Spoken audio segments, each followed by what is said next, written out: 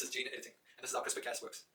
Now, the applications of this are insanely huge. As I said, this could cure bacterial infections without the use of antibiotics. Okay, it's extremely specific because if you can identify a specific spacer region to attach to, it will only attach to that specific spacer region. I don't know, there must be a certain length that you can make this, but it's still extremely specific. You can go after specific types of bacterial cells. It can go over cancer cells, maybe. Imagine you were to inject these into a person's cancerous tumor, and it identified the gene that made it cancerous and just cut it. Or maybe it inhibits that gene, prevents the cancer from replicating, prevents just those specific cancer cells from replicating. It would mean that you wouldn't need radiotherapy because you've got these little guys being created in those cells. Now, again, I say injected into the person. What I'm actually saying is you're going to use something like a virus as a vector. That virus is going to contain all the genetic code that you need to synthesize this specific CRISPR-Cas molecule inside of your cancerous cell. You see that? And then it's going to destroy that cancerous cell. Because your body didn't know that cancerous cell was there, otherwise it would have killed it anyway, right?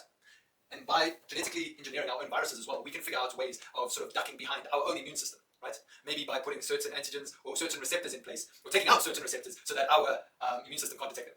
But it's only going to then affect cancer cells because of these very specific spacer regions in our guide RNA that our body would have made by itself anyway.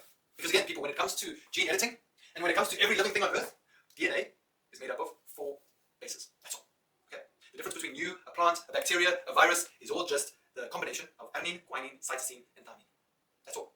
And luckily for that, because that's why we're able to get bacteria to produce human insulin, right? That's why we're able to genetically modify crops to be resistant to specific insects by giving them a toxin found in a bacteria. Okay, there's a lot that we can do, and my YouTube people, somewhere over here, I will put some other applications that we can use CRISPR-Cas for and gene editing for. Okay, lovely people, it's been a crazy lesson, been a crazy long lesson, but I think we're finally done.